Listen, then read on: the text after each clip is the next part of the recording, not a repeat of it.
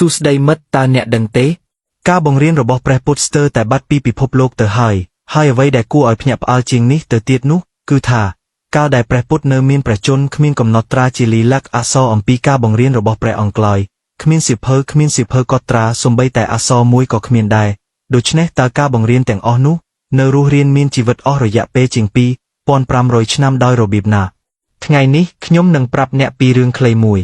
ចម្លើយគឺការចងចាំរបស់មនុស្សនៅសម័យនោះព្រះសង្ឃបានប្រើប្រពៃណីផ្ទាល់មាត់ដែលបានបន្តពីមួយជំនាន់ទៅមួយជំនាន់នេះមិនមែនគ្រាន់តែជាការទន្ទេញចាំធម្មតានោះទេពួកគេបានទន្ទេញចាំវាជាប្រព័ន្ធជាមួយនឹងភាពត្រឹមត្រូវមិនគួរឲ្យជឿហើយមនុស្សសំខាន់បំផុតគឺព្រះអានន្ទដែលជាសិស្សជិតស្និទ្ធបំផុតរបស់ព្រះពុទ្ធដែលបានឯការបង្រៀនច្រើនជាងគេនិយាយថាព្រះអង្គចងចាំស្ទើរតែគ្រប់ពាក្យនៃការបង្រៀនរបស់ព្រះពុទ្ធដូចជាព្រះអង្គក៏មានម៉ាស៊ីនថតសំឡេងនៅក្នុងព្រះកេសរបស់ព្រះអង្គត្រឹមតែ3ខែបន្ទាប់ពីព្រះពុទ្ធបរិនិព្វានព្រះអរហន្តទាំង500បានជួបជុំគ្នាសម្រាប់ការជួបជុំគ្នាដ៏ធំមួយដឹកនាំដោយព្រះមហាកាសបៈដើម្បីបំពេញបេសកកម្មដ៏សំខាន់បំផុតដើម្បីថែរក្សាការបង្រៀនមិនឲ្យបាត់ពីលោកព្រឹត្តិការណ៍នេះត្រូវបានគេហៅថាសង្គានាលើកទី1ព្រះអានន្ទបានសូត្រព្រះសូត្រព្រះឧបាលីបានសូត្រព្រះវិន័យហើយព្រះសង្ឃទាំងអស់បានពិនិត្យពាក្យនីមួយដើម្បីធានាថាមិនមានកំហុសអ្វីទាំងអស់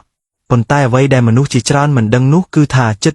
450ឆ្នាំក្រោយមកព្រះត្រៃបិដកនៅតែមិនទាន់ត្រូវបានសរសេរចុះបន្ទាប់មកថ្ងៃមួយប្រទេសស្រីលង្កាត្រូវបានធ្លាក់ចូលទៅក្នុងសង្គ្រាមនឹងទុរភិក្សហើយព្រះសង្ឃដែលស្គាល់ព្រះធម៌បានចាប់ផ្ដើមស្លាប់សហគមន៍ព្រះសង្ឃបានដឹងថាប្រសិនបើពួកគេបន្តរក្សាការបង្រៀនតែក្នុងការចងចាំថ្ងៃណាមួយអ្វីទាំងអស់អាចនឹងបាត់បង់ជារៀងរហូតជាចុងក្រោយព្រះសង្ឃបានចាប់ផ្ដើមចារឹកការបង្រៀនទាំងអស់នៅលើស្លឹកត្នោតហើយនោះជាលើកដំបូងដែលព្រះត្រៃបិដកត្រូវបានសរសេរនៅលើផែនដីនេះ